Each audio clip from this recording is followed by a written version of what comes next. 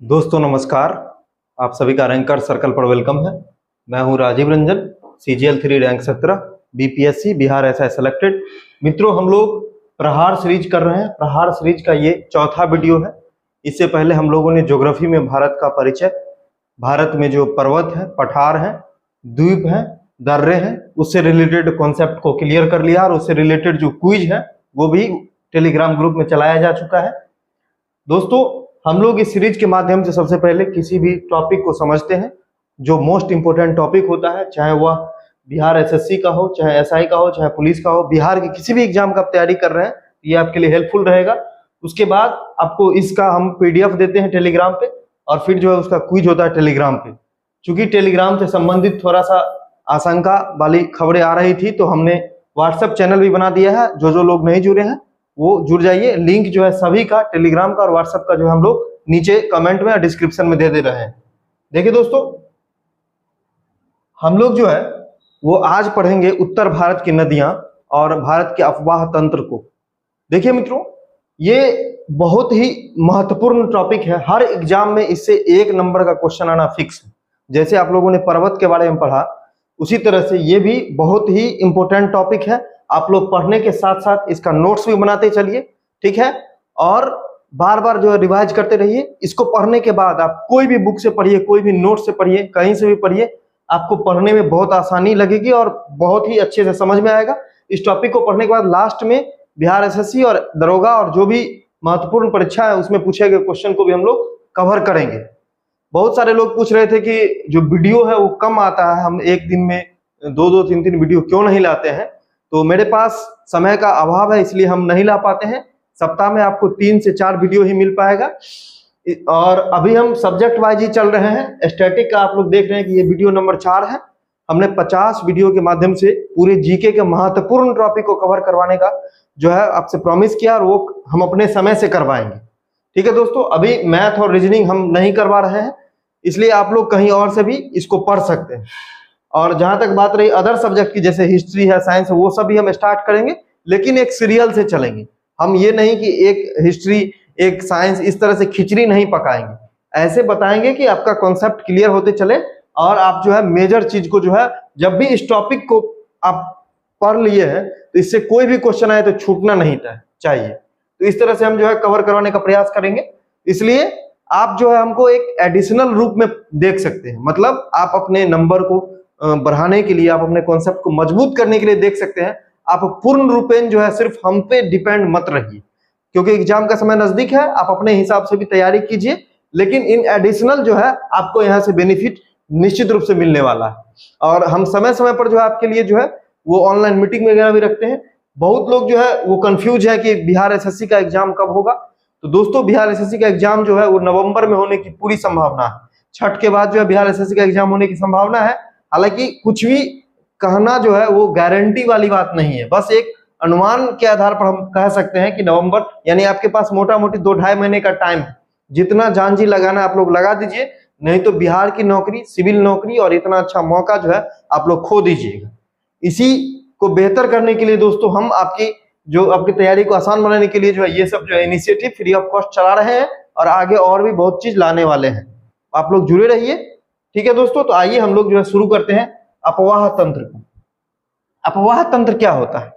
किसी नदी अथवा उसकी सहायक नदियों द्वारा जो क्षेत्र बनता है उसको हम लोग अपवाह तंत्र बोलते हैं, ठीक है। और भारत में जो है दोस्तों, भारत में जो नदियां हैं उसको हम लोग जो है, भारत की नदी प्रणाली को हम लोग 2 भागों में बांटते हैं। एक बांटते हैं हिमालयी नदी, और दूसरा बांटते हैं प्रायद्वीपीय भारत की नदी। प्रायद्वीपीय भारत कहने का मतलब होता है कि, प्रायद्वीप कहने का मतलब दोस्तों क्या है? प्रायद्वीप कहने का मतलब है कि जिस भूभाग या जमीन के 3 ओर जो है महासागर हो उसको प्रायद्वीप बोलते हैं। तो भारत का जो दक्षिणी हिस्सा है वो भी एक प्रायद्वीप है, क्योंकि इसके पश्चिम में अरब सागर है, और इसके पूर्व में दोस्तों बंगाल की खाड़ी है, और इसके दक्षिण में दोस्तों वो क्या है? हिंद महासागर, ठीक है। इसके दक्षिण में क्या है? तो हिंद महासागर, हिंद महासागर। तो भारत में जो उद्गम स्रोत है और जो नेचर है, प्रकृति है नदियों की, उसके आधार पर 2 भागों में बांटते हैं। एक हिमालयी नदी और दूसरा प्रायद्वीपीय नदी। दोनों में मोस्टली डिफरेंस क्या है? देखिए, हिमालय जो है, हिमालय पर जो है वो बर्फ जमा रहता है, यानी ग्लेशियर या हिमानी रहता है, ठीक है, ग्लेशियर रहता है। तो हिमालयी जो नदियां हैं उनका जो मुख्य जो स्रोत है, हिमालयी नदियों का मुख्य स्रोत जो है वो ग्लेशियर है। और ये नदियां, इन नदियों में ग्लेशियर के साथ साथ जो होता है वो जब मानसून आता है भारत में, तो मानसून का जल भी जो है इसमें वो प्रवाहित होता है। मतलब दो दो स्रोत है हिमालय नदी का, एक तो ग्लेशियर है और एक जो है वो मानसून है। इसलिए हिमालय की जो भी नदियां हिमालय से निकलने वाली वो सदाबाहिनी नदियां हैं, 12 मासी नदियां हैं, सालों भर जो है जल से भरी रहती है। और ये नदियां युवा अवस्था में है, इसका निर्माण जो है वो मतलब प्रायद्वीपीय भारत से बहुत बाद में हुआ है, यानी ये युवा अवस्था में, इसलिए ये नदियों की धार जो होती है वो तेज होती है। ये नदियां जो होती हैं ये जो है अपने साथ जो है गाद मिट्टी ये सब लेकर चलती है और डेल्टा का निर्माण करती है। किसका निर्माण करती है? डेल्टा का निर्माण करती है। और इसकी जो रफ्तार है वो तेज होती है, ठीक है। और ये 12 मासी नदियां होती है। वहीं अगर हम बात करते हैं प्रायद्वीपीय भारत की नदियों की, तो प्रायद्वीपीय भारत जो है वो पूरे भारत का जो है ना वो सबसे पुराना हिस्सा है। तो इस भाग में जो नदियां हैं ना उसका स्रोत जो है वो कोई फिक्स नहीं है, छोटी छोटी जो पहाड़ियां हैं, पठार है, उससे जो है प्रायद्वीपीय भारत की नदियां निकलती है, ठीक है। जैसे मोस्टली नदियां जो है पश्चिमी घाट से निकलती है। और दूसरी बात है कि ये नदियां पुरानी हैं तो इनकी रफ्तार जो है स्पीड जो है वो कम हो गई है, इसलिए अपने साथ जो है गाद मिट्टी ये सब कम लाती है, ठीक है। और इसमें जो भी नदियां बंगाल की खाड़ी की तरफ गिरती है वो अधिकांश नदियां दोस्तों क्या बनाती है? तो डेल्टा बनाती है, डेल्टा बनाती है। और जो भी नदियां अरब सागर की तरफ गिरती है वो डेल्टा नहीं बना करके वो बनाती है एस्चुअरी। क्या बनाती है? एस्चुअरी बनाती है, एस्चुअरी बनाती है। अब एस्चुअरी में जो है हम बताएंगे कि दोनों में क्या डिफरेंस होता है। एस्चुअरी इसको हिंदी में बोलते हैं ज्वार नदमुख, ज्वार नदमुख, ठीक है। तो इसकी रफ्तार जो है प्रायद्वीपीय भारत की नदियों की स्पीड कम होती है, ये जो है अपने साथ गाद कम लाती है, ये डेल्टा और एस्चुअरी दोनों बनाती है, ठीक है दोस्तों। तो यही दोनों, और ये 12 मासी नहीं नदी नहीं है, जैसे हिमालय की नदियां 12 मासी है वैसे जो प्रायद्वीपीय भारत की नदियां 12 मासी नहीं है। तो आप लोग समझ गए होंगे। अब देखिए अगर हम इसको हम डिवाइड करके पढ़ते हैं तो हिमालय नदी तंत्र मुख्यतः 3 नदी तंत्र है, सिंधु नदी तंत्र, गंगा नदी तंत्र और ब्रह्मपुत्र नदी तंत्र। जो मुख्यतः जो उत्तर भारत की जितनी भी नदियां हैं वो इसी तीनों नदी का जो है ना कहीं सहायक नदियों से या इन्हीं नदियों से मिलकर बना हुआ है, जिसके बारे में आज हम पूरे डिटेल में पढ़ेंगे। देखिए दोस्तों, सबसे पहले जो प्रायद्वीपीय भारत की नदियां, आपने हिमालय नदियों के बारे में देख लिया, सिंधु नदी तंत्र, गंगा नदी तंत्र, ब्रह्मपुत्र नदी तंत्र, और इसी पे बेस्ड जो है आज का वीडियो है। जबकि प्रायद्वीपीय भारत में जो नदी तंत्र है जिसके बारे में हम लोग डिटेल से नेक्स्ट वीडियो में पढ़ेंगे, फिलहाल आप ये जान जाइए कि प्रायद्वीपीय भारत की नदियों को 2 पार्ट में डिवाइड किया जाता है। एक ऐसी नदियां जो संगम कहने का मतलब जो मिलती कहां पर है? तो बंगाल की खाड़ी में मिलती है। और दूसरी जो दोस्तों नदियां हैं वो है जिसका संगम अरब सागर में होता है। अरब सागर कहने का मतलब अगर ये मान लीजिए कि ये प्रायद्वीपीय भारत है दोस्तों, ये अगर आपका प्रायद्वीपीय भारत है, ये अगर प्रायद्वीपीय भारत है तो इधर अरब सागर है, इधर क्या है? अरब सागर है, और इधर बंगाल की खाड़ी, बंगाल की खाड़ी, बंगाल की खाड़ी। तो ये जितनी भी नदियां हैं दोस्तों ये बंगाल की खाड़ी में गिरती है, और ये जितनी भी नदियां वो इधर गिरती है यानी अरब सागर में गिरती है। तो इसका जो हमने क्रम लिख दिया है उत्तर से दक्षिण की ओर। देखिए सबसे पहले बंगाल की खाड़ी में जो नदियां हैं दामोदर, स्वर्णरेखा, ये दोनों नदियां जो है झारखंड के अब्बा क्षेत्र में मतलब उद्गमित होती है, ठीक है। फिर बैतरणी, ब्राह्मणी महानदी ये उड़ीसा की है, ये उड़ीसा की नदियां हैं, ठीक है। मुख्य रूप से है दोस्तों, वैसे ये नदियां एक से अधिक राज्यों में बहती है ऐसा नहीं है, लेकिन मुख्यतः ये मानी जाती है। फिर दोस्तों गोदावरी, कृष्णा, पेन्नार, कावेरी, बैगई, ताम्रपर्णी, तो ये सारी नदियां जो है वो क्रम से बंगाल की खाड़ी में अपना जल गिराती है। हम सब के बारे में बारी बारी से बताएंगे। दामोदर, स्वर्णरेखा, बैतरणी, ब्राह्मणी, महानदी, गोदावरी, कृष्णा, पेन्नार, कावेरी, बैगई, ताम्रपर्णी, ये जो है उत्तर से दक्षिण मतलब ऊपर से नीचे जो है ना सबका क्रम वाइज हमने बताया है। बंगाल की खाड़ी में ये संगम बनाती है मतलब गिरती है। फिर दूसरी तरफ जो है, दूसरी तरफ आपको जो नदी दिख रही है वो अरब सागर में गिरने वाली नदियां है। अरब सागर कहने का मतलब जो होता है इधर की ओर जो अपना जल गिराती है। ये नदियों का क्रम जो है उत्तर से दक्षिण की ओर लूनी, साबरमती, माही, नर्मदा, ताप्ती, ठीक है। ये जो है मुख्यतः गुजरात में है। फिर मांडवी, जुआरी जो है वो गोवा में है, श्रावती, गंगावेली कर्नाटक में है, और पेरियार, भरतपुझा केरल की नदियां। ये जितने भी पश्चिमी तट पर जो है, जो पश्चिम वेस्टर्न घाट के जो भी वेस्टर्न घाट के नदी हैं वो है जो अरब सागर में अपना जो जल गिराती है। तो ये जो है सीरियल है, आप लोग नोट कर सकते हैं। हालांकि इसके बारे में हम डिटेल में जो है नेक्स्ट वीडियो में बताएंगे। फिलहाल जो है हम लोग वो चलते हैं कि उत्तर भारत की नदियों के बारे में। और उत्तर भारत में हम लोग जो है वो 3 नदी तंत्र के बारे में हम लोग पढ़ेंगे। सबसे पहला जो है सिंधु नदी तंत्र है, फिर दूसरा हम लोग पढ़ेंगे गंगा नदी तंत्र, तीसरा ब्रह्मपुत्र नदी तंत्र। दोस्तों सिंधु नदी जो है वो हिमालय से निकलने वाली भारत की सबसे उत्तरी नदी है। मतलब हिमालय से भारत में प्रवेश करने वाली नदियों में जो है सिंधु नदी पहला है। क्योंकि अगर हम उत्तर से दक्षिण की ओर आते हैं तो सिंधु नदी ऐसी पहली नदी है जो आप लोग ये जो देख रहे होंगे, ये जो अभी मैं बना रहा हूं, ये दोस्तों ये सिंधु नदी का मार्ग है। ये जो है दोस्तों वो सिंधु नदी का मार्ग है। यहाँ से सिंधु नदी का दोस्तों उद्गम जो होता है वो यहाँ पर होता है, ठीक है। और सिंधु नदी जहां पर निकलती है दोस्तों वो भारत से बाहर है, जिसको हम बोलते हैं मानसरोवर के पास से एक हिमानी है, जिसको हम बोलते हैं हिमानी यानी ग्लेशियर। और इस ग्लेशियर का नाम है सानोखाब। क्या नाम है दोस्तों? सानोखाब ग्लेशियर। यहाँ से जो है वो सिंधु नदी भारत में प्रवेश करती है। भारत में जो है ना ये दमचाके एक जगह है, ठीक है। ये तिब्बत में है, ये मानसरोवर झील वगैरह ये अभी चीन के कब्जे में है, तिब्बत में है। तो यहाँ के बाद जो दमचाके में भारत में प्रवेश करती है।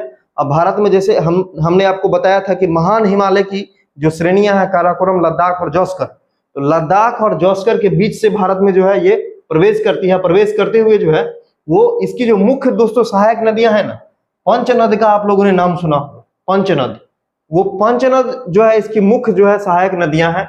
इसके अलावा कुछ नदियां जो है वो आपको दाएं से भी और कुछ बाएं से भी मिलती है, लेकिन मुख्य रूप से जो पंचनद, झेलम, चिनाब, रावी, सतलज, ब्यास का नाम आप लोगों ने सुना, वो इसकी सहायक नदियां हैं। जिसमें जैसे देखिए ये झेलम है, फिर दोस्तों ये चिनाब है, फिर ये आपका जो है रावी है, फिर आपका जो है यहाँ पर जो है सतलज है, फिर आपका जो यहाँ पर ब्यास है।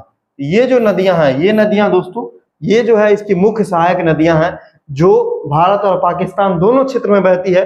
और लास्ट में दोस्तों ये नदियां, ये जो पंचनद है, ये जो पंचनद है, ये पंचनद का जल लेकर के पाकिस्तान में एक जगह मिठानकोट, पाकिस्तान में एक जगह मिठानकोट में जो है वो ये पंचनद का जो जल जो है वो मिल जाता है, जो चिनाब जो है लेकर जो है मिला देती है, ठीक है। तो ये सिंधु नदी तंत्र है जिसके बारे में हम लोग जो है वो अभी हम देखेंगे कि मुख्य कौन कौन से पॉइंट है। सबसे पहले देखिए कि सिंधु नदी तंत्र जो होता है कि मुख्य जो नदी है वो सिंधु नदी है, ठीक है। मतलब मेन नदी इस नदी तंत्र का सिंधु नदी है। सिंधु नदी तंत्र ब्रह्मपुत्र के बाद भारत में प्रवाहित होने वाली दूसरी सबसे बड़ी नदी। देखिए भारत में जो प्रवाहित होने वाली नदी है उसमें सबसे बड़ी नदी है ब्रह्मपुत्र, ठीक है। और दूसरी जो भारत में प्रवाहित होने वाली नदी है सिंधु है। भले ही ये मैं क्या बोल रहा हूँ, कुछ लोग बोलेंगे कि भारत में सबसे बड़ी नदी गंगा है। मैं जानता हूं भारत में सबसे बड़ी नदी गंगा है, क्योंकि भारत में इन नदियों का भी कुछ हिस्सा बहता है, तो लंबाई भले ही ज्यादा है, यहाँ पर बस प्रवाहित होने का बात किया गया। भले ही लंबाई उनका जो है सो भारत में ज्यादा नहीं हो, लेकिन प्रवाहित होने का बात किया गया है। यानी कि भारत में प्रवाहित होने वाली नदियों में ब्रह्मपुत्र पहला है और उसके बाद सिंधु है, और जो है गंगा जो है वो ओवरऑल 2525 किलोमीटर के साथ भारत की सबसे बड़ी नदी है। लेकिन सिंधु नदी जो है वो मात्र जो है 1114 किलोमीटर जो है वो भारत में बहती है, जिसके बारे में हम आगे आप लोगों को बताएंगे। लेकिन लंबाई के हिसाब से जो है वो पहले ब्रह्मपुत्र फिर सिंधु है, ठीक है। अब देखिए हिमालय नदियों में जो सबसे पश्चिमी नदी, अभी हम तुरंत बताए हैं, पश्चिमी कहने का मतलब जो है वो हिमालय से जो निकलने वाली नदी है। जब हम पश्चिम कहने का मतलब है इस तरह से इधर पश्चिम होता है, इधर पश्चिम होता है। तो सबसे पहले दोस्तों वो कौन सी नदी है, तो सिंधु नदी जो है भारत में आती है। इसका उद्गम मानसरोवर झील के पास से होता है, और मानसरोवर झील के पास से जो होता है सिर्फ सिंधु का उद्गम नहीं होता, सिंधु, सतलज और ब्रह्मपुत्र, ये 3 नदियों का उद्गम जो होता है लगभग आसपास से होता है, ठीक है। और ये यहाँ पर एक हिमानी है, हिमानी का नाम है सानोखाब हिमानी है, ठीक है। यहाँ से जो है इसका उद्गम होता है। और सिर्फ जो है वो इसी का उद्गम नहीं होता, बल्कि सतलज और ब्रह्मपुत्र का भी उद्गम इसी के आसपास से तिब्बत क्षेत्र से ही होता है। कभी कभी ये भी क्वेश्चन आ जाता है कि इनमें से किन नदियों का उद्गम स्थल एक ही है, तो सिंधु, सतलज और ब्रह्मपुत्र। अब देखिए भारत में प्रवेश जो होता है लद्दाख के दमचाके में होता है, लद्दाख के दमचाके में प्रवेश होता है। इसका प्रवाह जो होता है वो लद्दाख और जौस्कर पर्वत के बीच में होता है। जैसे जब मैं महान हिमालय आप लोगों को बता रहा था, उसमें बताया था कि महान हिमालय से उत्तर में एक और पर्वत है जिसको हम बोलते हैं ट्रांस हिमालय या हिंदी में परा हिमालय बोलते हैं। उसकी 3 श्रेणियां पाई जाती है। सबसे पहले होता है काराकोरम, फिर होता है आपको लद्दाख, फिर होता है आपको जॉस्कर, ठीक है, फिर होता है जॉस्कर। तो इसके बीच से लद्दाख और जॉस्कर के बीच से यहाँ से जो है वो सिंधु नदी जो है वो भारत में प्रवेश करती है और प्रवाहित होती है, ठीक है। उसके बाद देखिए अगला क्या है पॉइंट, अगला पॉइंट है कि भारत में सबसे पश्चिमी जो है हिमालयी नदी, इसकी लंबाई जो 2800 किलोमीटर है, लेकिन भारत में 11 से 14 किलोमीटर ही जो है यह प्रवाहित होती है। और इसके बाद भारत में मात्र जो है 11 से 14 किलोमीटर ही प्रवाहित होती है। इसके बाद जो सिंधु नदी है दोस्तों वो पाकिस्तान में चली जाती है और पाकिस्तान की जीवन रेखा है ये नदी। सिंधु नदी जो है वो भारत से ज्यादा पाकिस्तान में बहती है और पाकिस्तान की जो है ना जीवन रेखा, पाकिस्तान की यह जीवन रेखा, पाकिस्तान में एक जगह है चिल्हर जगह है, वहां से ये पाकिस्तान में प्रवेश करती है। तो ये भी क्वेश्चन आ सकता है कि भारत में किस जगह से प्रवेश करती है, तो लद्दाख के दमचाके से प्रवेश करती है और पाकिस्तान में जो है चिल्हर नामक जगह में प्रवेश करती है, ठीक है। अब देखिए सिंधु नदी की कुछ सहायक नदियां, जैसे मान लीजिए यहाँ से सिंधु नदी उद्गमित हुई इस तरह से, तो इसके बाएं से भी मिलने वाली नदी है, मतलब इधर से ऊपर से, तो बाएं से कौन कौन नदी मिलती है, जॉस्कर, सिगार और पंचनद, ठीक है। जॉस्कर, सिगार और पंचनद जो होता है, अच्छा नदी के हिसाब से अगर हम देखते हैं तो मैप पर ही हम लोग देख के बात करेंगे क्योंकि ये मैनुअली सही नहीं है। देखिए यहाँ नदी के हिसाब से अगर आप देखिएगा तो सिंधु नदी के बाएं से मिलने वाली नदियां इस तरह से यहाँ से नदी निकला तो बाएं से नीचे से हो जाएगा, तो नीचे से जो है वो देखिए एक तो पंचनद हो गया, इसके बाद जो है सिगार और जॉस्कर। देखिए ये नदियां, ये जॉस्कर है, सिगार है और पंचनद। तो पंचनद का आप लोगों ने नाम सीरियल से नोट कर लेना है। सबसे पहले ऊपर में पंचनद में झेलम आएगा, झेलम के बाद दोस्तों हो जाएगा चिनाब, चिनाब के बाद आ जाएगा रावी, रावी के बाद आ जाएगा सतलज, सतलज के बाद क्या हो जाएगा, ब्यास हो जाएगा, ठीक है। तो ये सिंधु की सहायक नदियां। और अगर हम दाएं तट से बात करते हैं, मतलब अगर ये सिंधु नदी इस तरह से बहती है तो इस तरफ से जो नदियां थी वो दाएं हो जाए। तो दाएं तट से जो नदियां वो कौन कौन है, काबुल है, कुर्रम है, गोमल है, तोची है, बेओवा, संगर है और 2 और नदी है, एक का नाम है हुंजा और एक का नाम है नुब्रा, ठीक है। नुब्रा घाटी का आप लोगों ने नाम सुना होगा, नुब्रा घाटी जो लद्दाख में स्थित है। देखिए इसके अलावा जो है 2 और नदियां हैं जिसको हम बोलते हैं, एक तो बोलते हैं हुंजा और दूसरे को बोलते हैं नुब्रा, ठीक है, नुब्रा। तो ये जो है दाहिने तट से मिलती है, ये दाहिने तट से मिलती है और ये बाएं तट से मिलती है। ये आप लोग को नोट कर लेना है। अब हम लोग पढ़ेंगे जो इनमें जो मुख्य नदी है उसके बारे में क्या क्या इंपोर्टेंट पॉइंट है। देखिए पंचनद के बारे में आप लोग जान जाइए कि पंचनद जो होता है ना, झेलम, चिनाब, रावी, सतलज, ब्यास, ये उत्तर से दक्षिण की ओर क्रम है। अब सबका उद्गम स्थल है। सिंधु नदी से जुड़े हुए जो पॉइंट है दोस्तों, सिंधु नदी के में आप लोगों को लिख लेना है कुछ और पॉइंट। देखिए सिंधु नदी के बारे में आप लोगों ने पढ़ा है कि ये होता है, इसके अलावा कुछ चीजें लिख लेना है कि सिंधु नदी को बोलते हैं पाकिस्तान की जीवन रेखा, पाकिस्तान की जीवन रेखा है सिंधु नदी पर दोस्तों। पाकिस्तान का शहर जो है कराची स्थित है। उसके बाद तो दोस्तों सिंधु नदी जो है समझौता हुआ था, सिंधु नदी समझौता हुआ था 1960 में, किसके बीच में, तो भारत और पाकिस्तान के बीच में हुआ था। और कौन कराया था, तो वर्ल्ड बैंक करवाया था, वर्ल्ड बैंक। क्योंकि सिंधु नदी के जल को लेकर के दोनों देश के बीच में क्या होता है कि आपसी विवाद होते हैं, इसलिए समझौता कराया गया था। इस समझौते में क्या था कि उत्तर की तीन नदियां और दक्षिण की तीन नदियां, चूंकि 6 नदी हो जाता है मुख्य रूप से, एक सिंधु और 5 पंचनद, तो सिंधु और पंचनद मिला के जो ऊपर से जो 3 नदी है, ऊपर से 3 नदी कौन कौन है, एक तो है सिंधु, फिर है दोस्तों झेलम, फिर है चिनाब, ठीक है। और दक्षिण की जो 3 नदियां वो कौन कौन हो जाएगा, रावी, ब्यास और सतलज, रावी, ब्यास और सतलज। तो जो उत्तर की जो 3 नदियां हैं ऊपर से जो 3 नदियां, उसका 80% जो है वो जल यूज करेगा कौन? पाकिस्तान। और 20% कौन यूज करेगा? भारत। और दक्षिण की जो 3 नदियां उसमें उल्टा है, 80% यूज करेगा भारत और 20% जो है वो यूज करेगा पाकिस्तान। ये सिंधु जल समझौता है। तो ये सिंधु नदी से जुड़ा हुआ जो है कुछ और फैक्ट है। सिंधु नदी जो अपना जल जो है, सिंधु नदी लास्ट में जाकर के जो है वो अरब सागर में ही अपना जल गिराती है। ठीक है, अब देखिए पंचनद के बारे में। उत्तर से दक्षिण की ओर क्रम है, पहले झेलम, फिर चिनाब, फिर रावी, फिर सतलज और ब्यास है। लेकिन यहाँ पर जो है इंटरचेंज होगा, पहले जो है वो ब्यास होता है, फिर जो है लास्ट में वो सतलज होता है। इस बात का ध्यान रखिएगा कि यहाँ पर जो होगा वो क्या होगा? क्रॉसिंग होगा। इस तरह से क्रॉसिंग होगा, मतलब पहले जो होगा वो ब्यास आएगा, फिर सतलज आएगा। तो यहाँ पर देखिए इसका उद्गम स्थल झेलम का जो होता है बैरीनाग, जम्मू कश्मीर के पास होता है।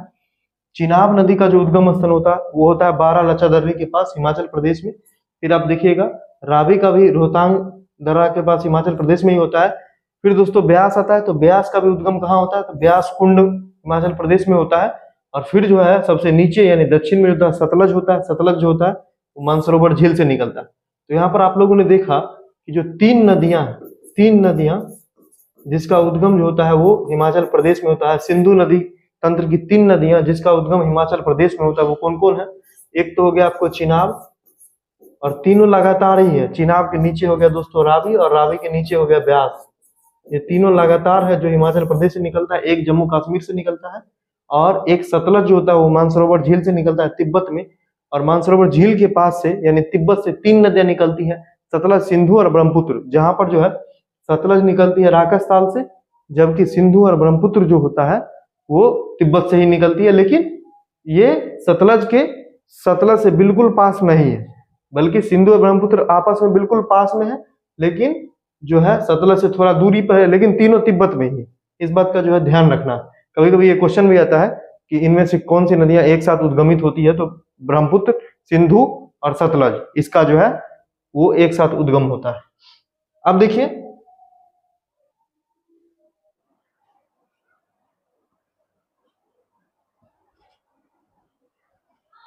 दोस्तों, अब हम लोग पढ़ेंगे सिंधु की सहायक नदियों के बारे में। सबसे पहले झेलम नदी। झेलम नदी का जो उद्गम होता है यह बैरीनाग से निकलती है, जम्मू कश्मीर में है।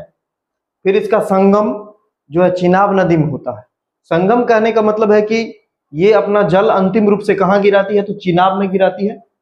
फिर झेलम की जो मुख्य सहायक नदी होती है उसका नाम है किशनगंगा, और किशनगंगा जो है वो पाकिस्तान में भी बहती है, और पाकिस्तान में किशनगंगा को कहा जाता है नीलम नदी। ठीक है, अगर क्वेश्चन पूछेगा कि नीलम किसकी सहायक है, तो झेलम की ही सहायक है। भारत में कहा जाता है किशनगंगा, पाकिस्तान में उसी को नीलम बोला जाता है। उसके बाद झेलम नदी जो है वो पाकिस्तान और भारत की सीमा का भी निर्धारण करती है। मतलब कुछ दूर तक जो है ना झेलम नदी भारत पाकिस्तान के बॉर्डर पर ही बहती है। उसके बाद जो है ये गोखुर झील का निर्माण करती है। गोखुर झील का निर्माण करती है, और उस झील का नाम है बूलर। गोखुर झील कहने का मतलब क्या है कि जब कोई नदी अगर बहते बहते इस तरह से फैल जाती है, इसकी यह 2 जलधाराओं में फैल जाती है। ठीक है, इस तरह से फैल गई, आगे चल के फिर मिल गई, आगे चल के मिल गई, तो इसी को बोला जाता है गोखुर झील।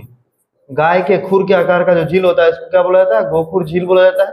और इसी का एग्जाम्पल क्या है? तो जम्मू कश्मीर में बूलर झील है।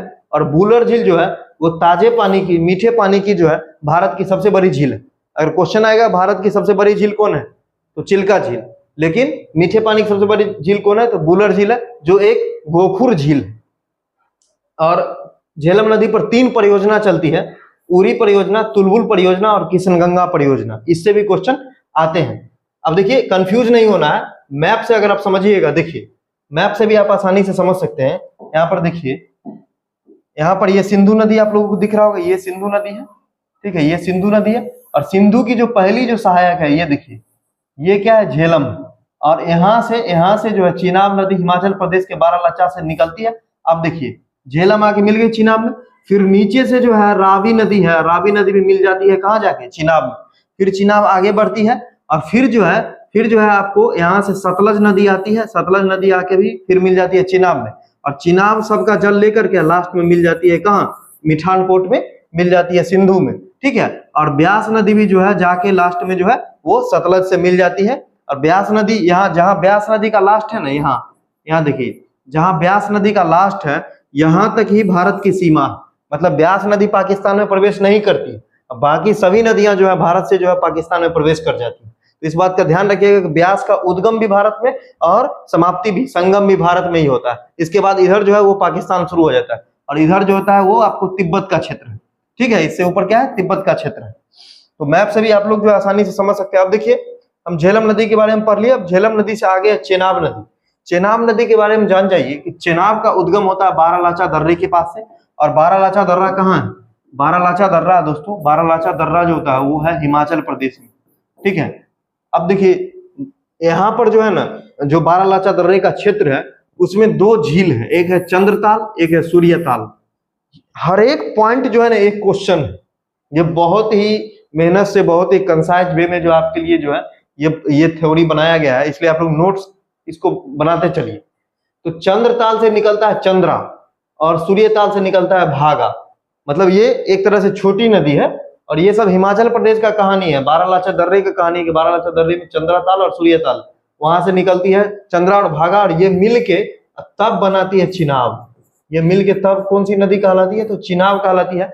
चिनाब नदी जो है ना दोस्तों वो सिंधु की सबसे लंबी सहायक नदी, और ये भी क्वेश्चन आ चुका है कि सिंधु की सबसे लंबी सहायक कौन है, तो चिनाब। और चिनाब जो होता है लास्ट में, चिनाब जो होता है वही जाके जो है वो मिलती है कहाँ, मिठानकोट में सिंधु से। और चिनाब नदी पर हाल फिलहाल में भारत का सबसे ऊंचा पुल बनाया गया है, 359 मीटर जो है इसकी ऊंचाई है, जो आप लोगों ने अभी करंट अफेयर्स में पढ़ा होगा। तो ये चिनाब पर ही बनाया गया है। चिनाब पर 3 परियोजना चलती है, बगलिहार, सलाल और दुल्हस्ती, जिससे एग्जाम में बहुत बार क्वेश्चन आया है।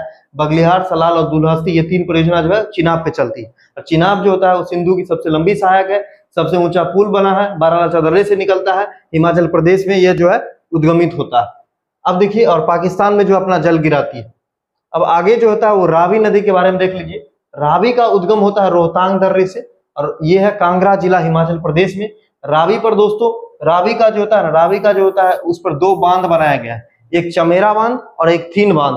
दोनों से क्वेश्चन आता है कि चमेरा बांध किस नदी पे और थीन बांध किस नदी पे, तो रावी नदी पर है। रावी पर जो है वो लाहौर शहर स्थित है, पाकिस्तान का आप लोगों ने लाहौर शहर का नाम सुना होगा, वो रावी नदी पर स्थित है। ठीक है, रावी नदी पर जो है ये स्थित है, रावी नदी पर जो है पाकिस्तान का लाहौर शहर स्थित है। ये रावी नदी है। और उसके बाद जो होता है ब्यास नदी। ब्यास नदी के बारे में जाने, ब्यास का भी उद्गम होता है रोहतांग दर्रे में, एक कुंड है ब्यास कुंड। ठीक है, तो इसी से जो है वो ब्यास नदी का उद्गम होता है। ब्यास नदी पर दोस्तों एक बांध है जिसको हम बोलते हैं पोंग बांध। ये क्वेश्चन बहुत बार आ चुका है एग्जाम में कि पोंग बांध किस नदी पर, तो ब्यास नदी पर। और ब्यास नदी पर बांध बनाने से पहले जो है ना वहां पर जलाशय बनाया जाता है, मतलब जल का स्टोर किया जाता है एक बहुत बड़े झील, कृत्रिम झील में। तो इसी पोंग डैम पर एक झील बना हुआ है जिसको बोलते हैं महाराणा प्रताप सागर।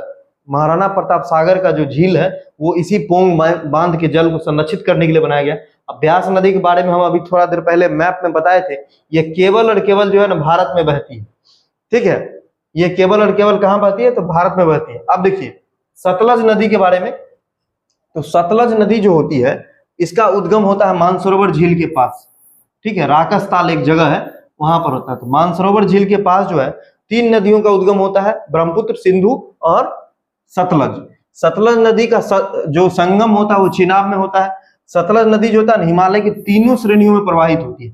3 श्रेणी कहने का मतलब क्या, महान हिमालय, मध्य हिमालय और शिवालिक, ये 3 श्रेणियों के जल के जो है ना यह भेदती है। और सतलज नदी भारत में प्रवेश जो करती है वह किस दर्रे से करती है, तो सिपकिला दर्रा। सिपकिला दर्रा से जो है सतलज नदी जो है वो प्रवेश करती है। उसके बाद जो होता है इस पर जो परियोजना चलती है दोस्तों वो नाथपा झाकड़ी परियोजना चलती है। सतलज नदी पर भाखड़ा नांगल बांध बनाया गया है जो 226 मीटर ऊंचा है और सबसे ऊंचा गुरुत्वीय बांध। अगर ये क्वेश्चन आता है कि सबसे ऊंचा गुरुत्वीय बांध कौन है, तो भाखड़ा नांगल। ठीक है, और यहाँ पर एक जलाशय बनाया गया है यही भाखड़ा नांगल डैम पर ही, जिसको बोलते हैं गोविंद सागर जलाशय, जिसको हम क्या बोलते हैं, गोविंद सागर जलाशय। अच्छा, इससे सतलज नदी और ब्यास नदी से एक नहर निकाला गया है। जहां पर ब्यास नदी का अंत होता है दोस्तों, वो अंत होता है कहाँ, तो पंजाब में एक हरिके नामक जगह, हरिके बैराज, हरिके बैराज जो अभी रामसर स्थल भी बन चुका है ये। तो यहाँ पर जो है ना, यहाँ पर जो है एक नहर निकाला गया है जिसको हम बोलते हैं इंदिरा गांधी नहर, इंदिरा गांधी नहर। और इंदिरा गांधी नहर किस किस नदी पर बना है? एक तो सतलज पर, और एक जो होता है दोस्तों वो ब्यास पर, मतलब दोनों के संगम से जो है, दोनों के मिलने से जो है इंदिरा गांधी नहर बना है। इंदिरा गांधी नहर जो होता है भारत की सबसे बड़ी नहर है। ये भी क्वेश्चन आ सकता है, भारत की सबसे बड़ी नहर, भारत की सबसे बड़ी नहर कौन है? तो इंदिरा गांधी नहर, या राजस्थान नहर भी बोलते हैं, यही है। और ये जो है सतलज और ब्यास के संगम में पड़ा है। यहीं पर जो है ब्यास नदी जो है अपना अस्तित्व खो देती है। अब देखिए दोस्तों आगे क्या है, आगे हम लोग जो है गंगा नदी के बारे में पढ़ेंगे, गंगा नदी तंत्र के बारे में। सबसे पहले आप लोगों ने अभी जो पढ़ा वो सिंधु नदी तंत्र के बारे में था, कि सिंधु नदी से रिलेटेड फैक्ट, फिर झेलम है, चिनाब है, फिर रावी है, ब्यास है, सतलज। अब हम लोग गंगा नदी को देखेंगे। देखिए गंगा नदी के बारे में आप लोग जान जाइए कि जो गंगा नदी है,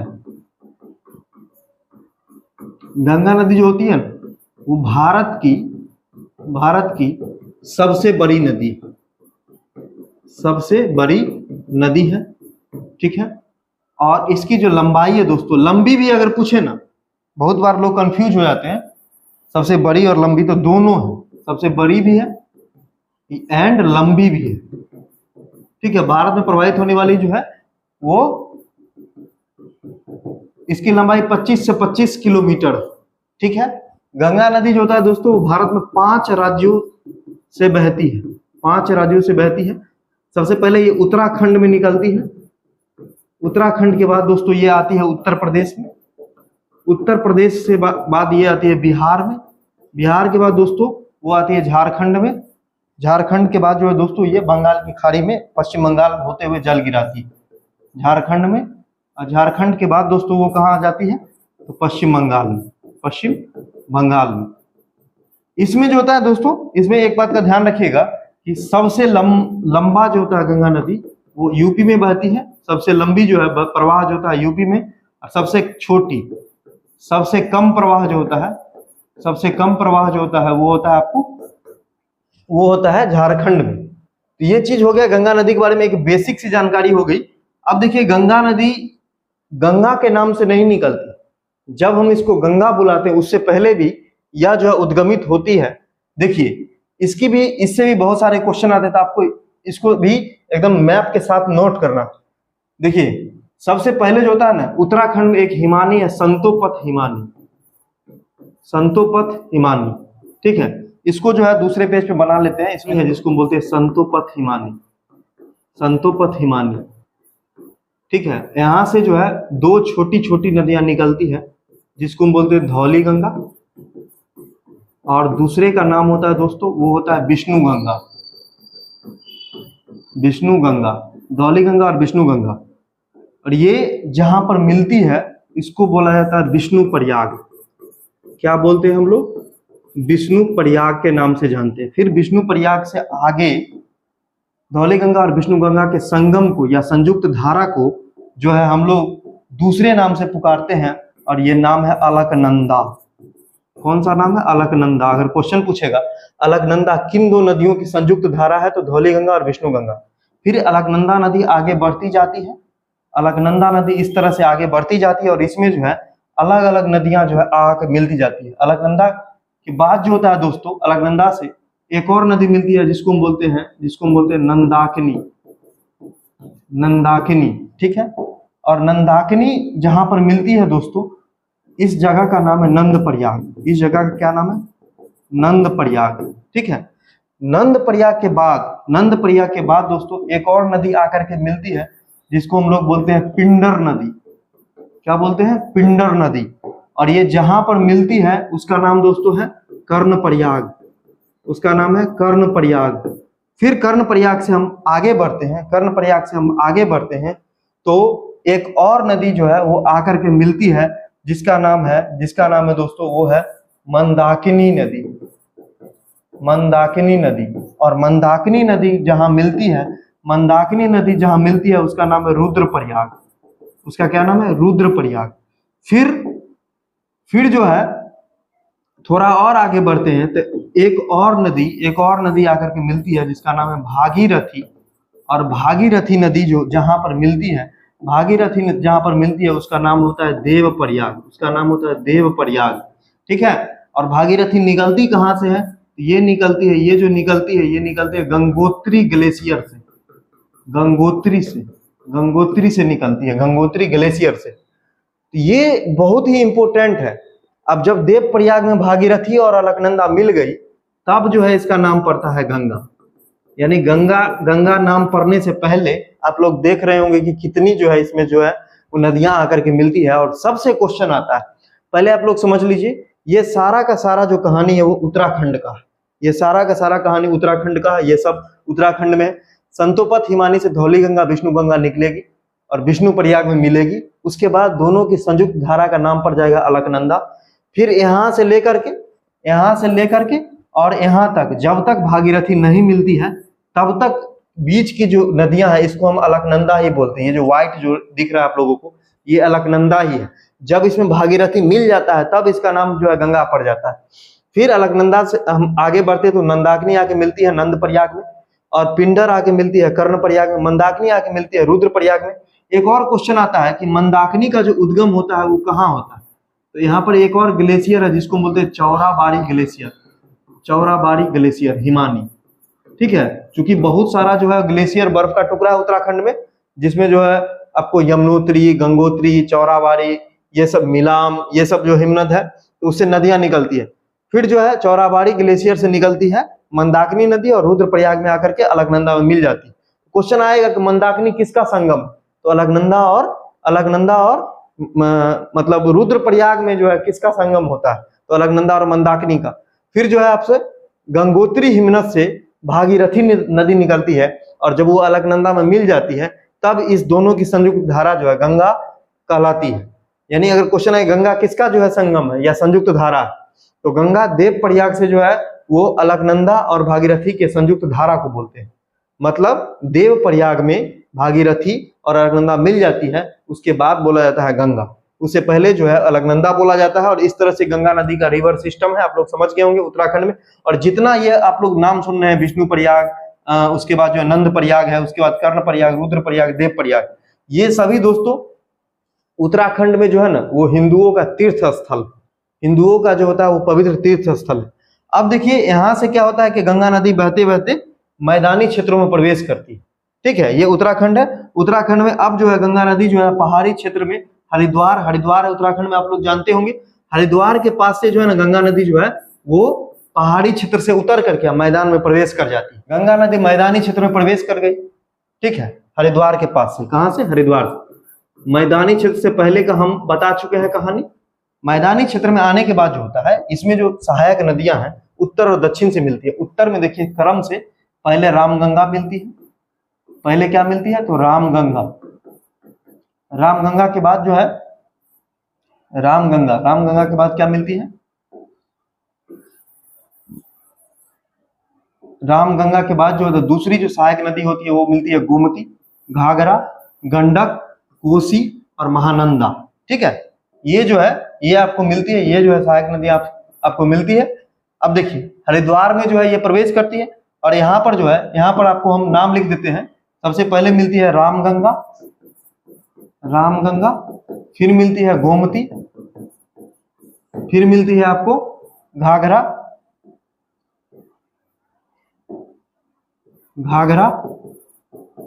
फिर मिलती है गंडक, फिर मिलती है कोसी और फिर मिलती है महानंदा। ये जो 6 सहायक नदियां हैं ये जो है 1 2 3 4 5 6, हाँ 6 सहायक नदी है। उत्तर की मुख्य नदी है। दक्षिण में दोस्तों दक्षिण में मिलती है यमुना मिलती है। उसके बाद मिलती है टोन्स मिलती है। ठीक है, यमुना, टोन्स और सोन।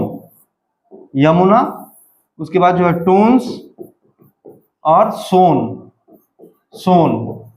ठीक है, यमुना, टोन्स और सोन जो है ये नदियां मिलती है। अब देखिए एक और चीज है कि यमुना की भी 3 सहायक नदियां हैं जो यमुना में मिलती है। वो कौन कौन है?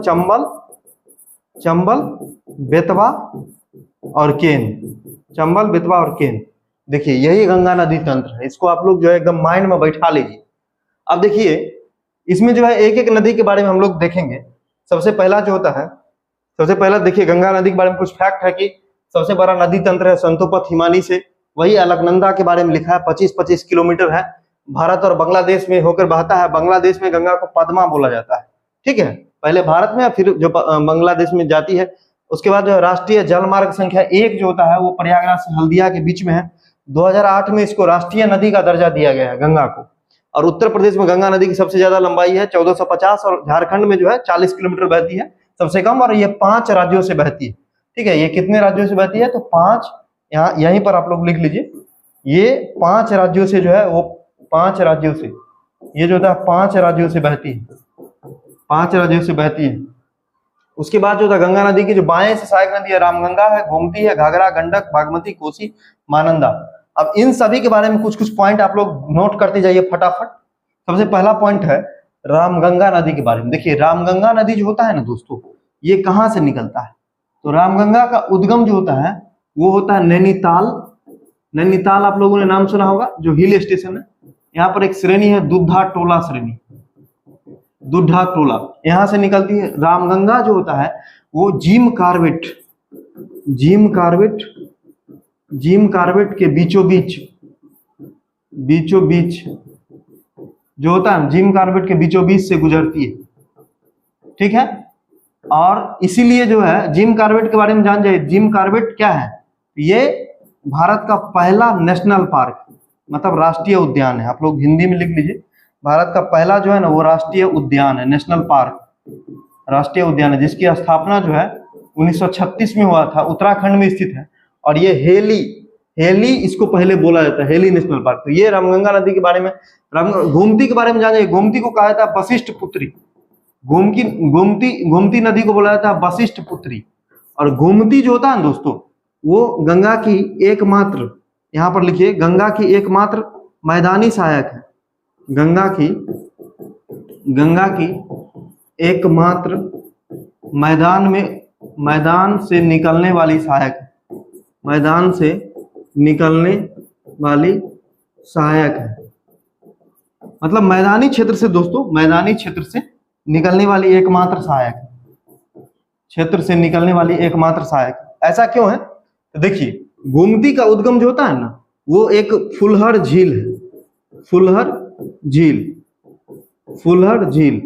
ठीक है, उत्तर प्रदेश में जो है वो पीलीभीत जिला है, पीलीभीत जिला, उसी पीलीभीत जिला में फुलहर झील है। और उसी से दोस्तों वो गोमती नदी का निकलता है। गोमती के किनारे दोस्तों आपको पता होगा लखनऊ उत्तर प्रदेश की राजधानी और जौनपुर, ये 2 शहर जो है वो जौनपुर, ये 2 शहर जो होता है वो आपको गोमती के किनारे ही।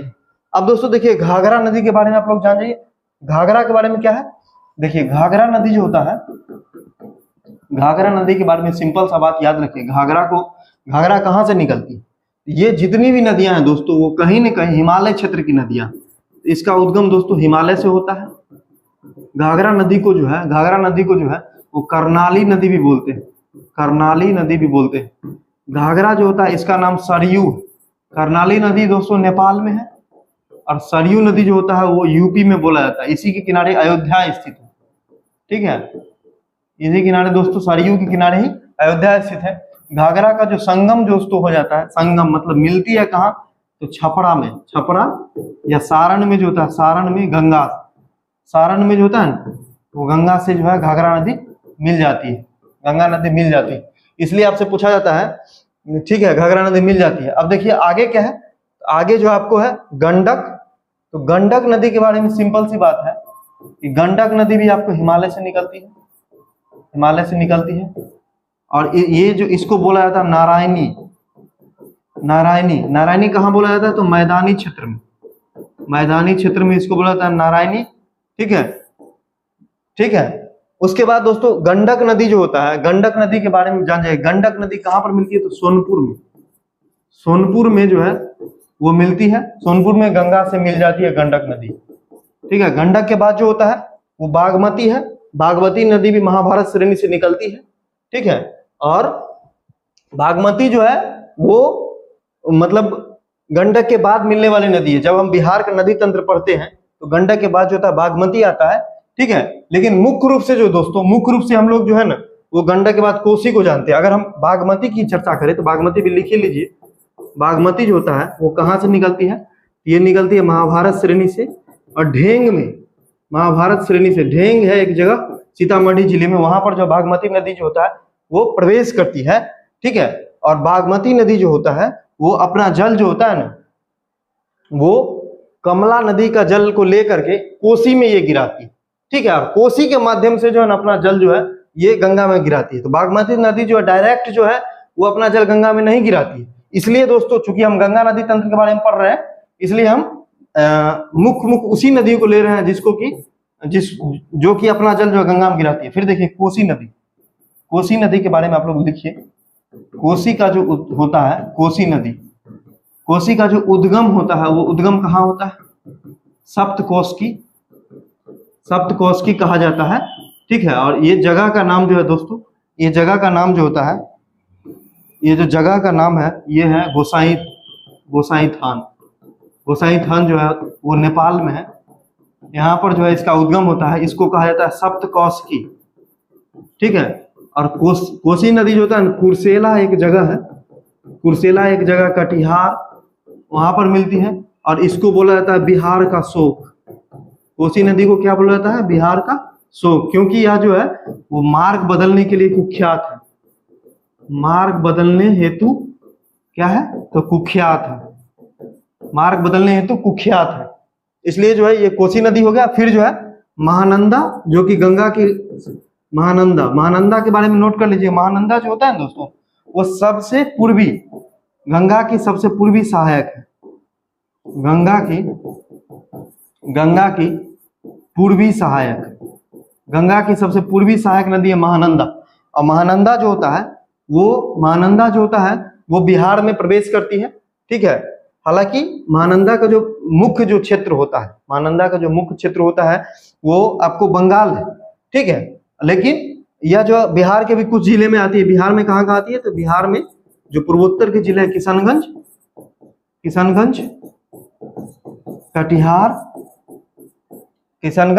कटिहार, इस क्षेत्र में जो होता है इसका प्रवाह होता है, और ये जो है अपना जल जो होता है वो गिराती है गंगा में। अब देखिए ये हो गया गंगा नदी के बारे में। गंगा नदी पर जो है एक जो है ना 1996 में एक समझौता किया गया, किसके साथ? बांग्लादेश के साथ। और ये क्यों किया गया था? ये किया गया था फरक्का जल समझौता, मतलब जल के लिए, जल विद्युत पैदा करने के लिए जो है वो फरक्का जल समझौता जो है वो किया गया है, ठीक है, बांग्लादेश के साथ। फरक्का दोस्तों वो गंगा नदी डेल्टा का जो है सबसे उत्तरी बिंदु है। तो हम लोग जो है वो गंगा नदी के जो है उत्तरी पार्ट के बारे में हम लोगों ने देख लिया कि कहां पर क्या क्या चीजें हैं। अब हम लोग दक्षिण से मिलने वाले जो गंगा की सहायक नदी है, तो दक्षिण में कुछ खास नहीं है। मान लीजिए गंगा है, तो दक्षिण में दोस्तों एक तो यमुना है, उसके बाद जो होता है वो टोंस है, और उसके बाद जो होता है सोन है, इसमें भी कुछ पॉइंट है जिसको आप लोग नोट कर सकते हैं। यमुना जो होता है ना, यमुना जो होता है गंगा की सबसे लंबी सहायक, ठीक है, गंगा की सबसे लंबी सहायक है। गंगा की सबसे लंबी सहायक यमुना है, जिसकी लंबाई कितनी है? 1375 जो है किलोमीटर। ये निकलती कहां से है? तो बंदरपूछ एक हिमानी है। बंदरपूछ जगह का नाम है दोस्तों, और हिमानी का नाम है यमुनोत्री। यहां से ये निकलती है और मिलती कहाँ है? तो संगम जो होता है, आप लोग पता होगा कि इलाहाबाद में, जिसका नाम अब प्रयागराज हो गया है, इलाहाबाद या प्रयागराज में दोस्तों वो मिलती है किससे?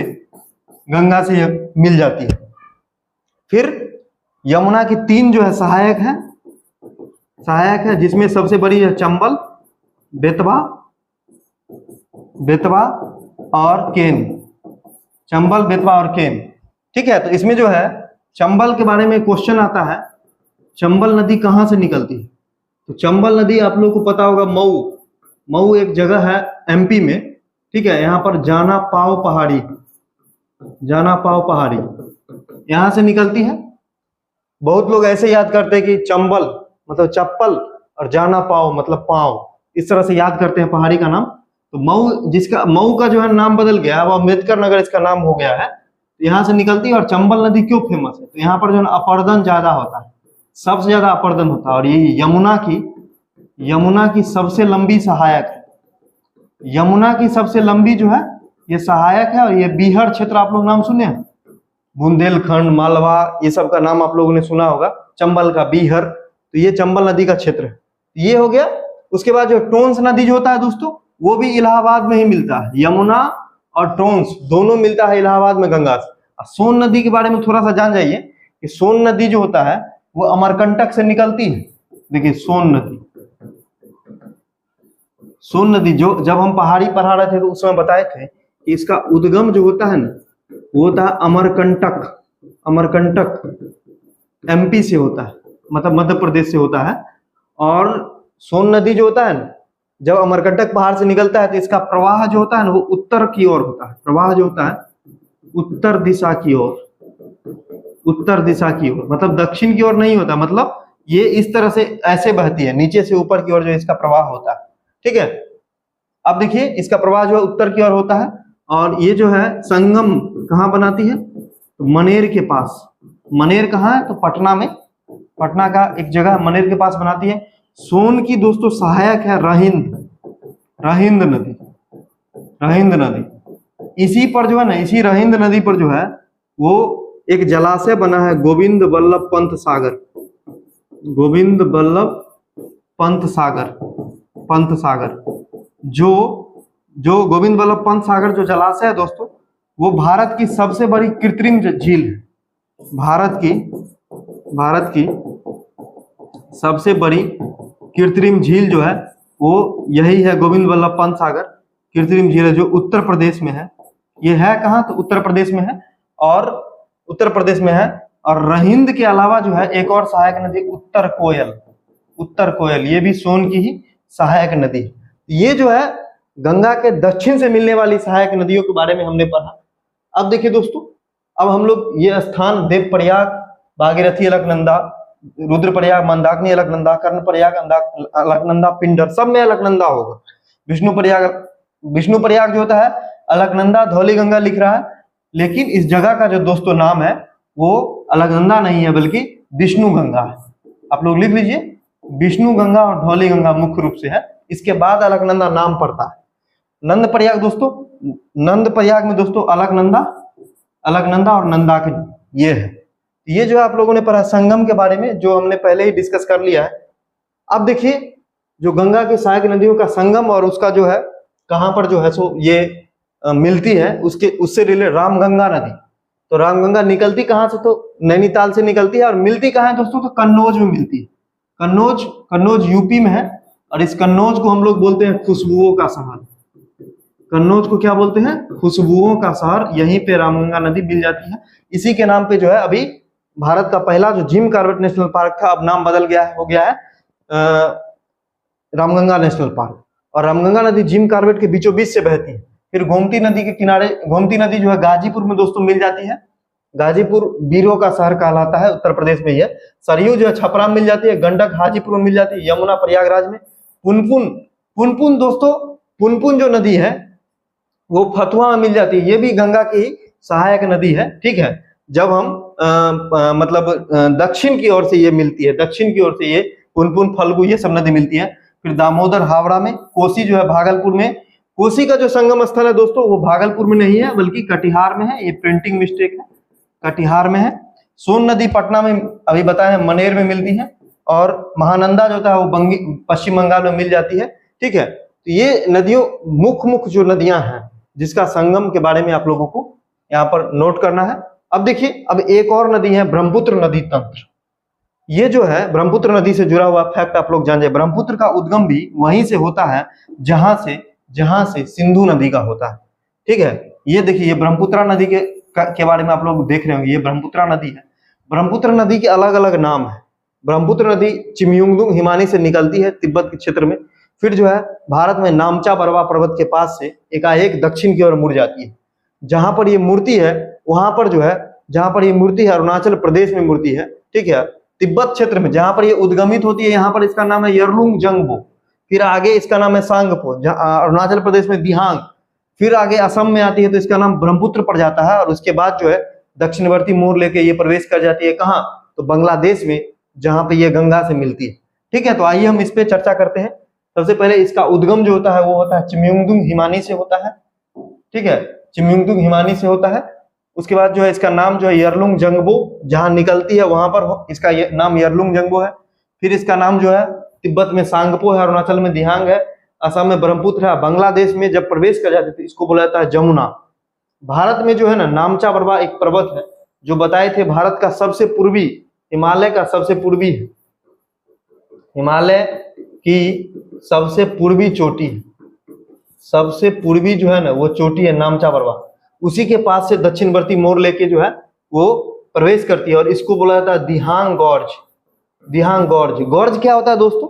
देखिए, जब नदी पहाड़ी क्षेत्र में, जैसे ये पहाड़ और यहाँ से नदी बहते बहते यहाँ पर आई, ठीक है, मतलब नदी जो है इसके ऊपर से एकाएक जब नीचे की ओर गिरती है, ये मान लीजिए पहाड़ है, ऐसे करके कोई नदी आई और एकाएक नीचे गिर गई, तो यहाँ पर बहुत बड़ा क्या होता है, बहुत बड़ा खाई का निर्माण होता है, इसी को गॉर्ज बोला जाता है।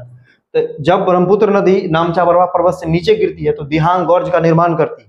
ठीक है, और ये जो होता है ना, ये गुम्फित जलमार्ग का निर्माण करते हैं। गुम्फित कहने का मतलब क्या है कि कब मैदान में आकर के, मैदानी क्षेत्र में आकर के ये जो है फैल जाती है इस तरह से, इस तरह से, इस तरह से। इसमें क्या होता है कि नदी की धाराओं के बीच, जैसे ये फैल गया, फैलने से क्या होता है ना कि नदी की धाराओं के बीच जो होता है वो बहुत बड़ा जो स्थल भाग बच जाता है। इसको बोलते हैं द्वीप। इसको क्या बोलते हैं? द्वीप, क्योंकि चारों तरफ जल रहता है और बीच में जो है वो स्थलाकृति बच जाती है। तो ऐसे ही जो है दो नदी द्वीप का नाम याद रखना, एक माजुली और एक उमानंदा। माजुली जो होता है वो बड़ी है, पूरे विश्व की सबसे बड़ी नदी द्वीप है माजुली, और पूरे विश्व की सबसे छोटी जो नदी द्वीप है वो है उमानंदा, और दोनों ब्रह्मपुत्र से बनती है, दोनों असम में बनती है। फिर दोस्तों NH नहीं होगा बल्कि नेशनल वाटरवेज होगा, NW। तो नेशनल वाटरवेज 2 जो होता है, मतलब राष्ट्रीय जलमार्ग 2, जैसे राजमार्ग NH होता है वैसे ही जो है जलमार्ग होता है। तो NW2 जो होता है वो सादिया से धुबरी जो है वो ब्रह्मपुत्र नदी पर ही जो है वो चलता है। उसके बाद जो है ब्रह्मपुत्र नदी की जो सहायक नदियां होती है, दिबांग, लोहित, कामेंग, धनसिरी, सुबनसिरी, ये सभी जितनी नदियां का नाम है इससे भी क्वेश्चन आता है। फिर देखिए मानस नदी के, इसी सहायक नदी से जो है कुछ कुछ इंपोर्टेंट नदी है, जैसे मानस नदी, ये भूटान से निकलती है, असम में जो है ना ब्रह्मपुत्र नदी से मिल जाती है। फिर संकोश नदी है, ये भी भूटान से निकलती है और असम और पश्चिम बंगाल की और बांग्लादेश की, ये तीनों का सीमा बनाते हुए फिर ब्रह्मपुत्र नदी में मिल जाती है। फिर देखिए दिहांग नदी है, दिहांग नदी और लोहित नदी, ये दोनों नदियां जो होती है, जैसे ही ब्रह्मपुत्र नदी भारत में प्रवेश करती है वैसे ही ये दोनों नदियां जो है ब्रह्मपुत्र से मिल जाती है। कहाँ? अरुणाचल प्रदेश में। ठीक है, तो अरुणाचल प्रदेश में मिल जाती है। तो ब्रह्मपुत्र नदी के बारे में जो है आप लोग जो है मोटा मोटी इतना चीज याद रखिए कि ब्रह्मपुत्र नदी जो होता है दोस्तों वह तिब्बत से निकलती है, तिब्बत के बाद जो है अरुणाचल प्रदेश में प्रवेश करती है, फिर असम में, फिर जो है दक्षिणवर्ती मोड़ लेकर के ये चली जाती है कहाँ? तो बांग्लादेश होते हुए बंगाल की खाड़ी में। तो एक चीज का आप लोग को यहाँ पर ध्यान रखना है, यहाँ पर देखिए ये जो ब्रह्मपुत्र नदी का मैप है इससे भी कुछ कुछ क्वेश्चन आते हैं। देखिए यहाँ से देखिए यहाँ से आते हुए यहाँ पर आ गई, ये बांग्लादेश है, ये बीच का जो एरिया है ये बांग्लादेश है, और फिर यहाँ पर जो है यहाँ पर जो है वो गंगा से भी मिल जाती है। ब्रह्मपुत्र नदी से जुड़ा हुआ कुछ फैक्ट है जो कि आप लोगों को पता होना चाहिए। देखिए ब्रह्मपुत्र को अलग अलग नाम से जानते हैं, जहाँ निकलती है यरलुंग जंगबो, तिब्बत में सांगपो, फिर अरुणाचल प्रदेश में दिहांग, असम में ब्रह्मपुत्र। लेकिन ये ब्रह्मपुत्र नदी अपना जल जो है वो सीधे सीधे जो है वो भारत से नहीं गिराती है, बल्कि पहले ये बांग्लादेश में जाती है। तो जब ब्रह्मपुत्र नदी बांग्लादेश में जाती है, तो इसका नाम बदल जाता है और इसका नाम हो जाता है जमुना। ठीक है, और ये अकेले अपना जल नहीं गिराती है। होता क्या है कि जो गंगा नदी है वो बंगाल में जाकर के 2 शाखाओं में बंट जाती है। एक जो शाखा होता है उसका नाम है हुगली, और हुगली जो है वो अपना जल जो है हावड़ा के समीप जो है बंगाल की खाड़ी में गिरा देती है। ठीक है, लेकिन जो मुख्य जो शाखा होती है उसका नाम है भागीरथी, और मुख्य जो शाखा होती है जो जिसका नाम है भागीरथी, यह जो है यह जाती है बांग्लादेश में, और इस भागीरथी का यानी गंगा का नाम बांग्लादेश में जाकर के क्या हो जाता है? तो पद्मा हो जाता है। तो ये क्वेश्चन बार बार पूछा जाएगा कि जो बांग्लादेश में ब्रह्मपुत्र का क्या नाम है? तो जमुना, और गंगा का क्या नाम होता है? तो पद्मा होता है। ठीक है, फिर जो है दोनों की धारा मिल जाती है, और इसी में क्या हो जाता है? दोनों की धारा मिल जाती है और मिलने से ही जो है विश्व का सबसे बड़ा जो डेल्टा बनता है। और इस डेल्टा को हम लोग बोलते हैं सुंदरवन का डेल्टा। क्या हम बोलते हैं? सुंदरवन डेल्टा। अगर क्वेश्चन पूछेगा कि विश्व का सबसे बड़ा डेल्टा जो है वो कौन है, तो सुंदरवन का डेल्टा है। ठीक है, सुंदरवन एक दलदली क्षेत्र है जहां पर जो है वो रॉयल बंगाल टाइगर, सुंदरी और कैजुरीना इत्यादि के वृक्ष पाए जाते हैं। तो अभी हम फिलहाल नदी तंत्र पर बात कर रहे हैं। तो फिर जो है दोनों मिलती है, दोनों मिलने के बाद यानी कि जमुना और पद्मा दोनों मिलने के बाद कुछ दूर तक चलती है।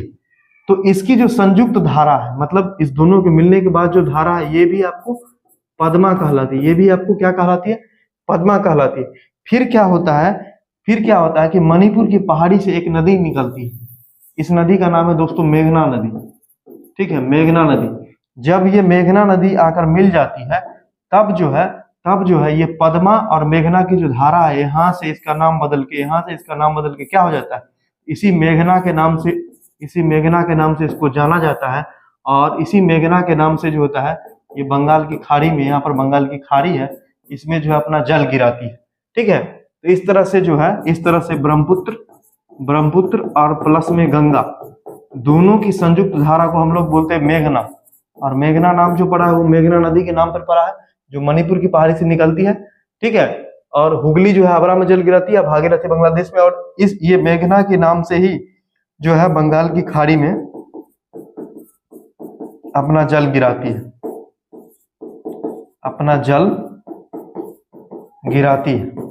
गिराती है।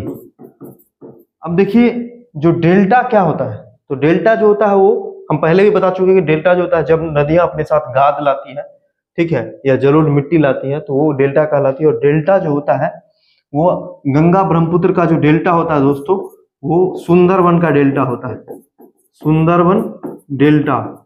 और ये जो है विश्व का सबसे बड़ा डेल्टा है, सबसे बड़ा डेल्टा होता है। इसकी क्या खासियत है? सुंदरवन क्यों नाम पड़ा है? तो सुंदरवन नाम पड़ा है सुंदरी वृक्ष की अधिकता के कारण। सुंदरी नामक जो होता है ना वृक्ष की अधिकता के कारण इसका नाम पड़ा है क्या? सुंदरवन। और यहाँ पर जो होता है रॉयल बंगाल टाइगर पाया जाता है, जो भारत का राष्ट्रीय पशु होता है। ठीक है, रॉयल बंगाल टाइगर पाया जाता है। ठीक है, तो ये चीजें हैं जो ब्रह्मपुत्र नदी से जुड़ा हुआ फैक्ट था। ये इंपोर्टेंट जो क्वेश्चन है प्रीवियस ईयर का, उसको हम लोग डिस्कस करते हैं। तो पहला क्वेश्चन है दोस्तों, पहला क्वेश्चन देखिए क्या है कि गंगा डेल्टा का सबसे उत्तरी बिंदु कौन है? बिहार ऐसा 2023 में पूछा गया है। अभी हम लोगों ने डेल्टा के बारे में पढ़ा, और उस डेल्टा का दोस्तों, उस डेल्टा का जो शुरुआत होता है ना, वो फरक्का से होता है। फरक्का एक जगह है, आप लोगों को फरक्का समझौता हुआ था 1996 में।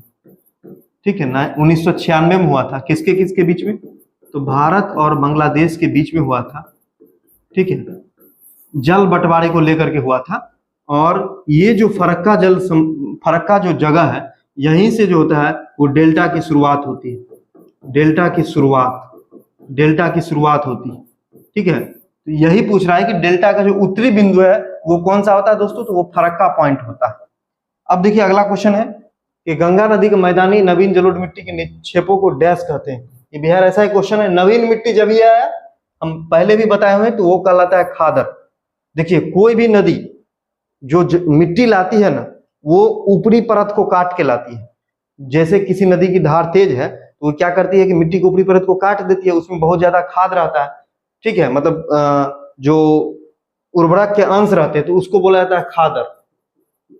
जो मिट्टी बहुत सालों से पड़ी हुई है और जहां तक जल नहीं पहुंचता, उसको बोलते हैं बांगर। तो सिंपल सी बात है, इसका आंसर खादर हो जाएगा। अगला क्वेश्चन देखिए, भारत का सबसे ऊंचा रेलवे पुल चिनाब नदी पर बनाया गया है, 359 मीटर ऊंचा है, जम्मू कश्मीर में। फिर अगला क्वेश्चन देखिए, अरुणाचल प्रदेश में ब्रह्मपुत्र जानी जाती है। बिहार पुलिस का क्वेश्चन है। तो अरुणाचल प्रदेश में दोस्तों दिहांग के नाम से जानी जाती है। ठीक है, जमुना जो है ब्रह्मपुत्र को कहाँ कहा जाता है? बांग्लादेश में कहा जाता है, सांगपो तिब्बत में कहा जाता है। लोहित जो है ब्रह्मपुत्र की सहायक नदी है। ठीक है, तो इसको आप लोग नोट कर लीजिए। अगला क्वेश्चन, अलकनंदा भागीरथी से मिलती है, तो ये देवप्रयाग में मिलती है अलकनंदा और भागीरथी, और यहीं से जो है वो गंगा नाम पड़ता है। अगला क्वेश्चन, निम्नलिखित में से कौन सी नदी का उद्गम भारत से नहीं है? तो देखिए चिनाब है बिल्कुल है, ये हिमाचल प्रदेश में बारालाचा दर्रे से निकलती है। महानदी भी निकलती है सिवा की पहाड़ी से छत्तीसगढ़ में, सिवा पहाड़ी छत्तीसगढ़ में निकलती है। ब्रह्मपुत्र का उद्गम नहीं होता है भारत में। रावी भी निकलती है रोहतांग दर्रा से, रोहतांग दर्रा से निकलती है कहाँ, हिमाचल प्रदेश में। तो इसका आंसर क्या हो जाएगा, ब्रह्मपुत्र हो जाएगा, क्योंकि इसका उद्गम जो होता है वो तिब्बत से होता है, तिब्बत के चिमयुंगदुंग हिमानी से होता है। अगला क्वेश्चन, ब्रह्मपुत्र अपने स्रोत से लेकर डेल्टा तक गुजरती है, मतलब किस किस देश से गुजरती है। तो सबसे पहले तिब्बत से यानी चीन से, चीन के बाद भारत और फिर बांग्लादेश से, यानी आंसर सी सही है। ठीक है, ये जो है म्यांमार से, नेपाल से नहीं गुजरती है, इसलिए जो है बाकी ऑप्शन गलत है। अगला क्वेश्चन देखिए कि गंगा की सहायक नदियां जो नीचे वर्णित है कौन कौन से उत्तर की ओर प्रवाहित होती है। मतलब कौन सी उत्तर, मतलब नीचे दक्षिण से उत्तर जाती है। तो दक्षिण से उत्तर एक ही जाती है, वो है सोन। हम बताए थे अमरकंटक से निकलती है और मनेर में जाके मिल जाती है। और एक ये जो है दक्षिण से उत्तर, इसका प्रवाह जो होता है दक्षिण से उत्तर, ये एसआई में भी पूछा है और सेकेंड जो सीजीएल लेवल के प्री में भी ये क्वेश्चन पूछा था, सेकेंड बिहार से सीजीएल में। अगला क्वेश्चन है, सिंधु की लंबाई उतनी है जितनी ब्रह्मपुत्र की। ये लमसम जो है ना, देखिए एक का लंबाई 2880 है और एक का जो है 2900 है। इसको मोटा मोटी हम लोग, जो 2900 है दोस्तों वो किसका है, तो ब्रह्मपुत्र का, और 2880 जो है वो सिंधु का। तो हम लोग लगभग मान लेते हैं 2900 किलोमीटर इसको। ठीक है, एसआई का क्वेश्चन है 2017 का। फिर अगला क्वेश्चन, उस देश के इंगित करें जहां से ब्रह्मपुत्र नदी नहीं गुजरती। म्यांमार से नहीं गुजरती है, इसलिए यही आंसर सही है। चीन जो है उससे गुजरती है, क्योंकि तिब्बत जो है वो अब चीन का हिस्सा है, फिर भारत में, फिर बांग्लादेश में। ये सेकेंड सीजीएल का ही क्वेश्चन है 2015 का पीटी में। भारत में किस नदी का बेसिन अधिक है, तो बेसिन गंगा का सबसे ज्यादा है। ठीक है, गंगा नदी का बेसिन जो है पूरे देश में सबसे ज्यादा है अपवाह क्षेत्र। अगला क्वेश्चन है, सतलज, चिनाब और रावी निम्न में से किसकी सहायक नदियां, तो सिंधु की सहायक नदियां हैं। क्वेश्चन है बिहार एसआई 2008 का। अगला क्वेश्चन है, निम्न में से कौन सी नदी सिंधु की सबसे लंबी सहायक नदी है। तो आप लोगों को हम बताए थे कि चिनाब जो है वो सिंधु की सबसे लंबी सहायक नदी। ठीक है, अगला क्वेश्चन, अपने उद्गम स्थल में गंगा नदी जानी जाती है। मतलब गंगा नदी जो है अपने उद्गम स्थल में किस नाम से जाने, अपने उद्गम स्थल में गंगा नदी जानी जाती है। मंदाकिनी के पास से, अलकनंदा के पास से, हुगली के पास से, भागीरथी के पास, भागीरथी के पास। क्योंकि अलकनंदा तो पहले से ही आती है, संतोपथ हिमानी से आती है, लेकिन जब भागीरथी गंगोत्री हिमनद से निकल के इसमें मिल जाती है तब गंगा मिलती है। देखिए ये क्वेश्चन भी बीएसएससी में आया हुआ है और ये क्वेश्चन सारा हम कॉन्सेप्ट के साथ बता चुके हैं। अगला क्वेश्चन देखिए कि बांग्लादेश में गंगा नदी को किस नाम से पुकारा जाता है। तो बताइए किस नाम से पुकारा जाता है, तो बांग्लादेश में पुकारा जाता है पद्मा नदी के नाम से। और मेघना क्या है, तो मेघना जो है गंगा और ब्रह्मपुत्र की दोनों की संयुक्त नाम जो होता है वो होता है मेघना। ठीक है, अगला क्वेश्चन होता है, भारत की सबसे बड़ी बाह नदी कौन है, तो बाह नदी गंगा है। बीपीएससी 2008 का क्वेश्चन है। भारत की सबसे लंबी नदी भी गंगा है दोस्तों, ये भी बता चुके हैं। अगला क्वेश्चन है कि बिहार के किस जिले में गंगा नदी की लंबाई सबसे ज्यादा है, तो पटना जिले में सबसे ज्यादा है। देखिए बिहार में जो होता है 12 जिले से गुजरती है, 12 जिले से गुजरती है। टोटल 445 किलोमीटर जो होता है गंगा गुजरती है। बिहार में जो होता है चौसा, चौसा जो होता है बक्सर में एक जगह है, चौसा में जो होता है ये प्रवेश करती है। ठीक है, और बिहार में जो होता है निकलती है लास्ट में, कहाँ निकलती है लास्ट में जो है बिहार में, कहाँ से, तो भागलपुर से जो है, भागलपुर से ये निकल जाती है। ठीक है, और बिहार में सबसे लंबा जो होता है, चूंकि पटना जिले का मैप इस तरह से है पटना जिले का मैप, इसलिए ऐसे निकलती है, तो पटना जिले में सबसे ज्यादा जो है लंबा गुजरती है। अगला क्वेश्चन है, निम्नलिखित में कौन सी ब्रह्मपुत्र की सहायक नदी, यूपीएससी 2016 में पीटी में पूछा है। देखिए दिमांग है, कामेंग भी है और लोहित भी है, यानी ऑप्शन 1, 2, 3 तीनों सही है। ठीक है, ब्रह्मपुत्र की सहायक नदी का लिस्ट है, सहायक नदी से बहुत सारा क्वेश्चन आता है, उसको भी आप लोग को पढ़ लेना है। अगला क्वेश्चन, निम्नलिखित नदियों में से किनके स्रोत बिंदु लगभग एक ही है, तो ये ब्रह्मपुत्र और सिंधु का। देखिए ब्रह्मपुत्र और गंगा अलग अलग है, ये गलत हो गया, तापी और ब्यास अलग अलग है, लेकिन ब्रह्मपुत्र और सिंधु दोनों का उद्गम स्थल कहाँ पर है, तो तिब्बत में है, इसलिए दोनों जो है आपका क्या हो जाएगा, ऑप्शन सी सही हो जाएगा। यूपी पीसीएस का क्वेश्चन है। तो दोस्तों ये रहा आज का क्लास। हमें उम्मीद है कि आज आप लोगों को पढ़ के मजा आया होगा। अगर आप लोगों को मजा आया है तो इस वीडियो को ज्यादा से ज्यादा लोगों को शेयर कीजिए। इसका पीडीएफ हमारे टेलीग्राम पे मिल जाएगा, और जो लोग अभी तक टेलीग्राम और व्हाट्सएप चैनल से नहीं जुड़े हैं जुड़ जाइए। ठीक है दोस्तों, वहां पर जो है इसका पीडीएफ मिल जाएगा। पीडीएफ के बाद जो है हम लोग इसका क्विज भी लेते हैं, जो बिल्कुल फ्री ऑफ कॉस्ट चल रहा है। आप लोग क्विज दे सकते हैं और अपनी तैयारी को बेहतर कर सकते हैं। तो मिलते हैं दोस्तों फिर से नेक्स्ट वीडियो में दक्षिण भारत की नदियों के साथ। तब तक के लिए आप जो है इस वीडियो को देखिए, समझिए, पढ़िए, शेयर कीजिए, सब्सक्राइब कीजिए और भी अपनी तैयारी को मजबूत बनाइए। धन्यवाद।